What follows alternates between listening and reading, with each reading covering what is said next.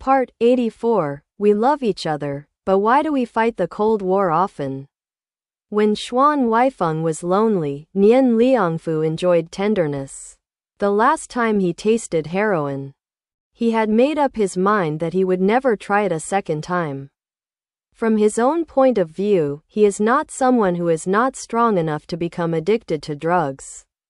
It's just that this night, I was in bed with Lu Ferrong, turning upside down and sweating, but I was always unhappy, and I couldn't find the crazy excitement. That night was like a dream and happy in heaven. Nian Liangfu leaned on the delicate white body of the Lu Ferrong, and stood up a few times, but stopped, pressing his chin between the two soft snow whites, and gasping for breath. Lu Ferrong frowned and said, "No, just come down. It will make people uncomfortable." Her body twisted like a snake. Nian Liangfu sat up, smoked a cigarette from the bedside, put it in his mouth, took a couple of puffs and put it out in the ashtray, looked up for a while, and said to Lu Ferrong, "Let me roll a stick." Lu Ferrong covered her chest with a thin sheet, sat up on her side. A little surprised, wanted to persuade him, and suddenly remembered Xuan Huaifeng's words, if she couldn't pull this man into the water, her family of 4 would have to stop taking heroin. It was a life or death torture. After hesitating for a long time, she asked in a low voice, "Do you really want it, or are you coaxing me to play?" Nian Liangfu said, "Of course. I really want it." Seeing that Lu Ferrong did not move, he said, "Don't worry, I'm a customs officer, can I still be addicted to this smoke? I naturally have my own measure." Lu Ferrong bit her lower lip, got out of bed in a muffled voice, opened the drawer, took out the small bag, and came back in front of Nian Liangfu's face. She spread it out and said, "There's only so much left." Nian Liangfu said, "Then you can roll it all up into a cigarette. I'll buy it for you when these are finished." Lu Ferrong said, "Where can I buy it? Xuan Huaifeng sipped these for me. He said that we can't buy the goods from outside." Nian Liangfu smiled and said, "That's better. I asked him if we wanted it. Could he not give it?" Lu Ferrong said, "You are his brother-in-law. If you ask him, he will give it." She forced a smile. She took a piece of cigarette paper, poured the remaining white powder into it, sandwiched the shredded tobacco, and slowly rolled it into a stick, but not for Nian Liangfu, first put it in her mouth and lit it with a match. Take a breath and spit the smoke ring on Nian Liangfu's face. Nian Liangfu did not dislike it. He smoked the smell of smoke rings on the tip of his nose and said with a smile, "You little devil. You know how to grab good things." Lu Ferrong asked back, "Is this a good thing? Your customs checked it like a plague." After speaking, she laughed, the frost thawed, like spring flowers blooming, winking like silk. She brought her face up, kissed Nian Liangfu's ear, and said, "Whether it's an elixir or poison, we'll be happy together. And we'll go to heaven at the same time." She took a cigarette with her 2 fingers and brought it close to Nian Liangfu's mouth, let him take a sip, put it in her mouth again, and take another sip. The two took turns taking a cigarette and finished smoking in silence. Nian Liangfu rested his head on the back of the bed, and touched the woman's tender body with his big hands. His vision stretched and deformed, and he gradually relived the blissful illusion of nothingness in the mist. Nian Liangfu was obsessed, smiled, and muttered, "Good man. Let's come again." Turning over and pressing on the Lu Ferrong, and fighting bravely, "It is the Lu Ferrong, and I have to admit that this spirit is much stronger than before," holding a thin throat. Panting loudly and lowly, the reverberation lingers around the beam. Much beyond people's expectations, this Cold War in the White Mansion lasted for many days. The two originally loved each other deeply, and vowed to stay together forever. Maybe extremes will turn against each other. This is an extreme example.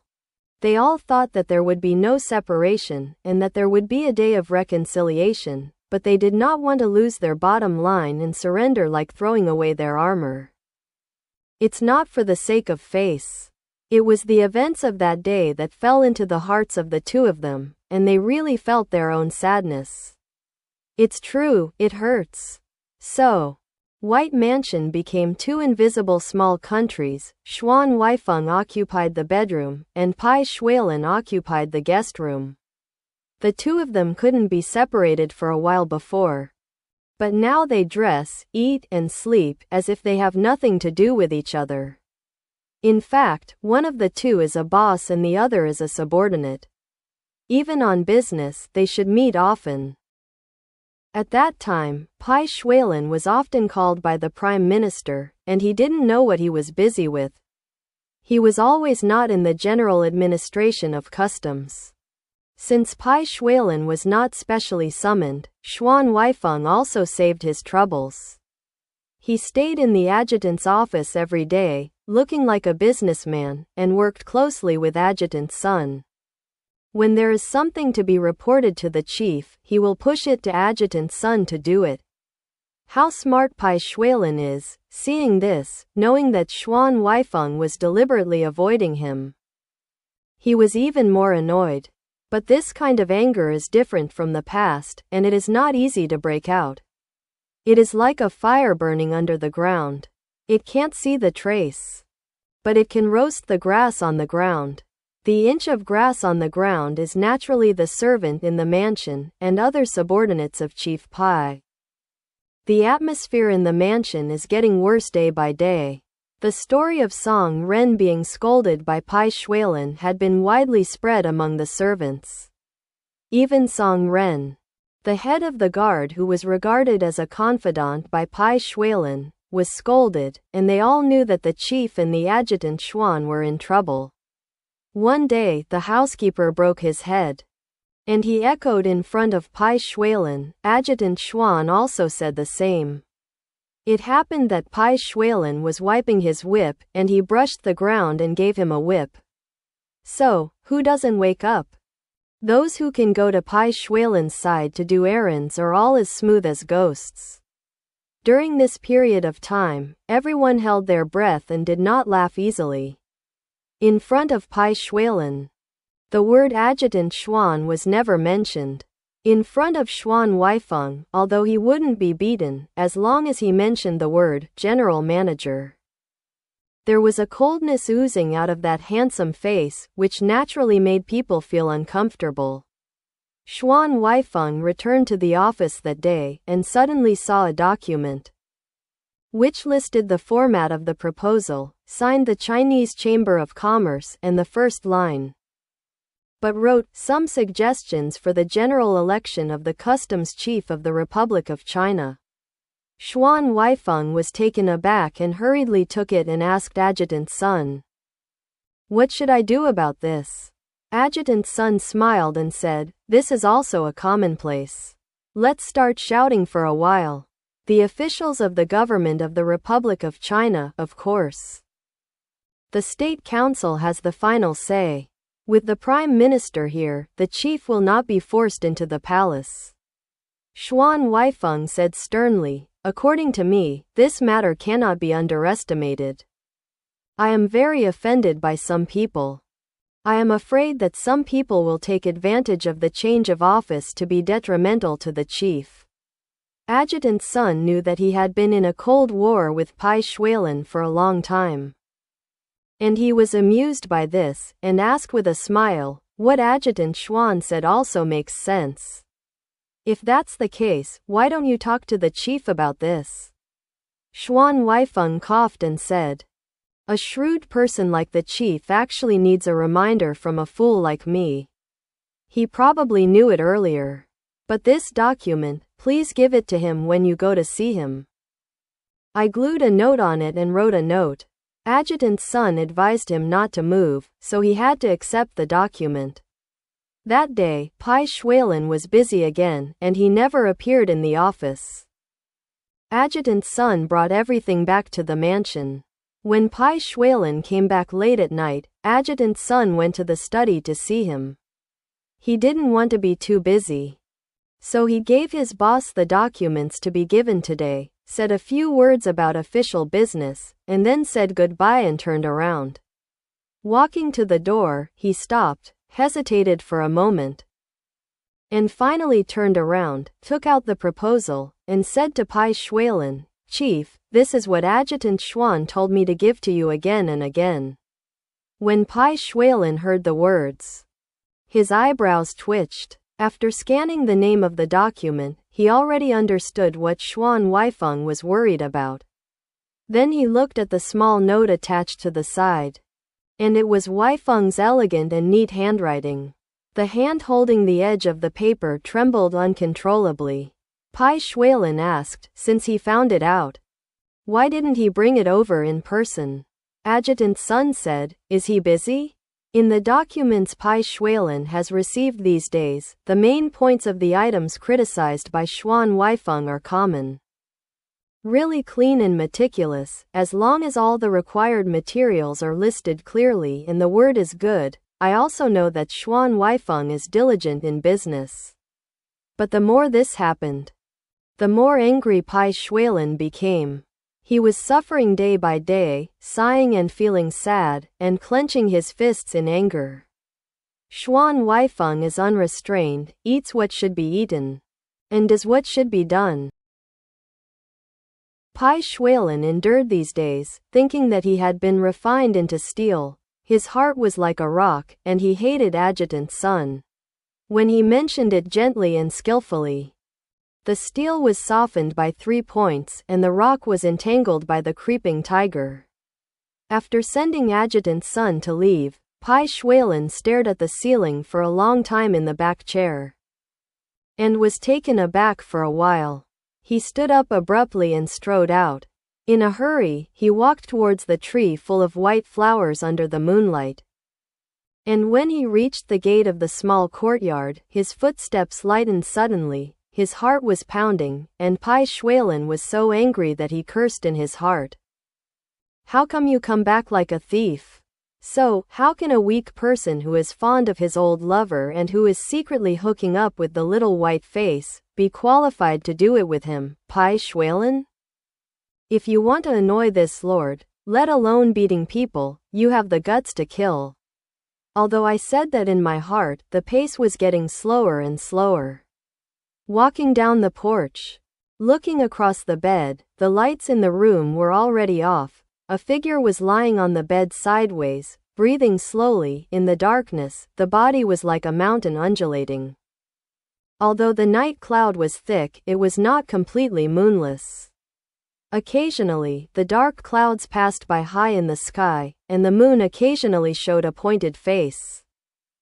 And the silver light shone into the room and shone on the corner of the bed, just printing the small half of Xuan Huaifeng's face. Bai Xuelan looked at the familiar and beautiful eyebrows, and was a little stunned for a while, as if he hadn't seen it in 10,000 years, left a shadow. Frowning and turning over were the unintentional actions of ordinary people in their dreams. But Bai Xuelan is not anyone. All he thinks, hates, and loves is the person on the bed. If a leaf obstructs the eyes, Mount Tai will not be seen. When he left last time, the scene of Xuan Huaifeng raising his hands and holding his head was like a knife engraved in his heart.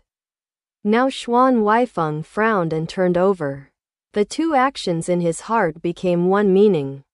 That naturally means refusal. Bai Xuelan's eyes dimmed, and his chest, which had been warm just a little while ago, became cold again, sinking like a piece of ice in his pocket.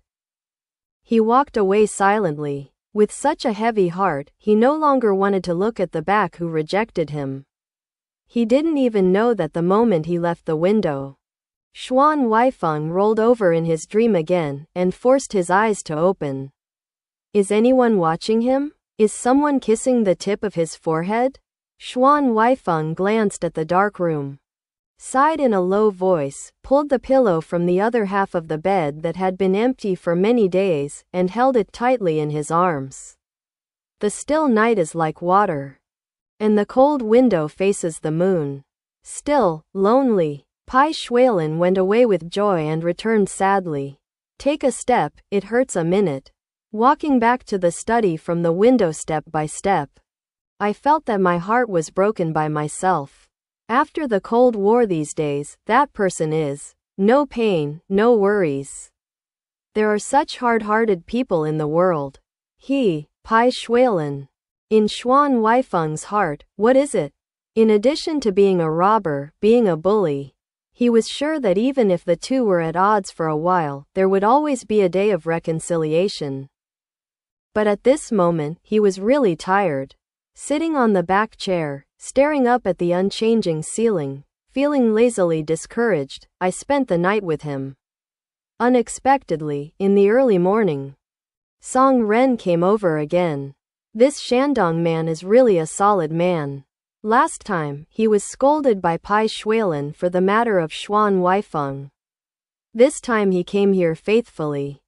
He entered the study and gave Bai Xuelan a military salute, and reported, Chief, Adjutant Xuan said that he is going to visit his sister at Nian House today.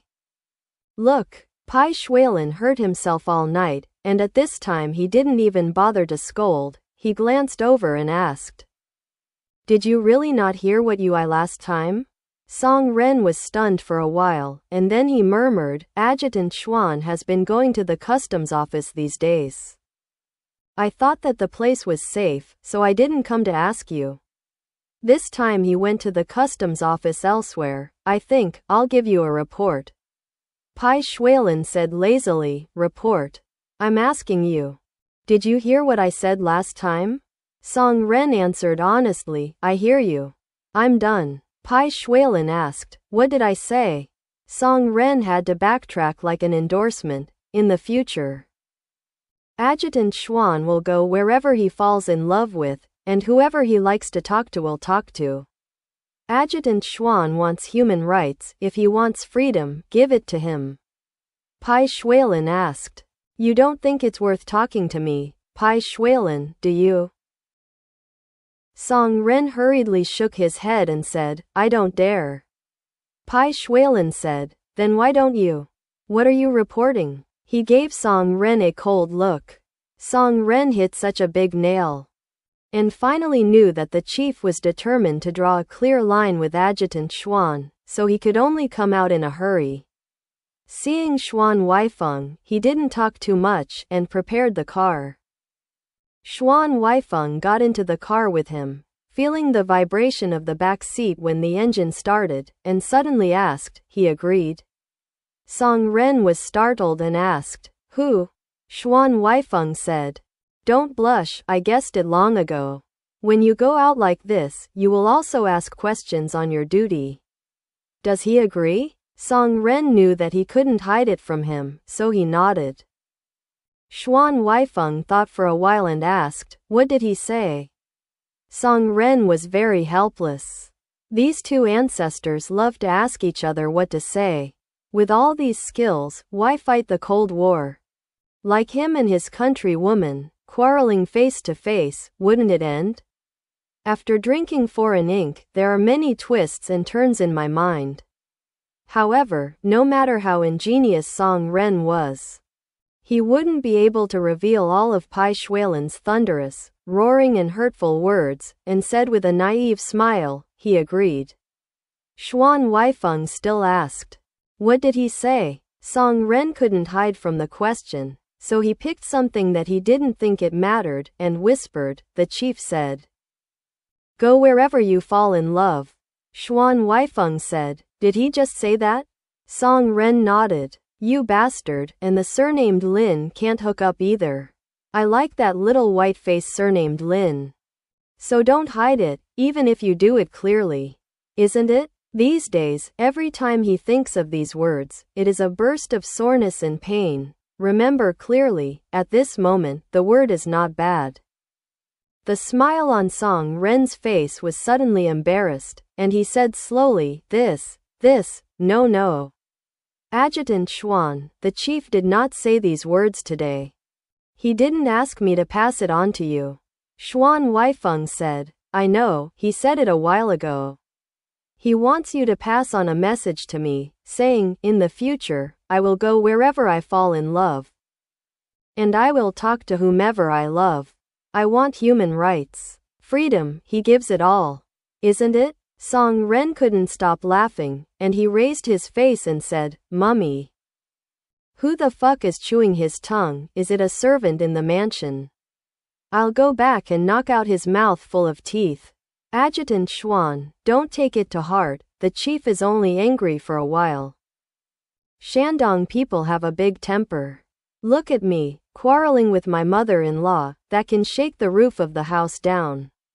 Don't be angry. Xuan Huaifeng smiled. He laughed and said, Why am I angry? I am still happy. I want freedom now, freedom and human rights. What is there to be angry about? If you see him, tell him a word, say I am not angry. I'm glad. Thank you very much. Don't look away. Look at the fast backward tree trunks outside the car window, and hum a little tune to yourself. After humming 2 or 3 sentences, I realized that I had used the tune from Qishi unknowingly. I just feel that time is like an arrow. Infinite, idle sorrow and hatred, all the way to the tip of the brow. Xuan Huaifeng stopped abruptly, feeling that the internal organs were hurting everywhere.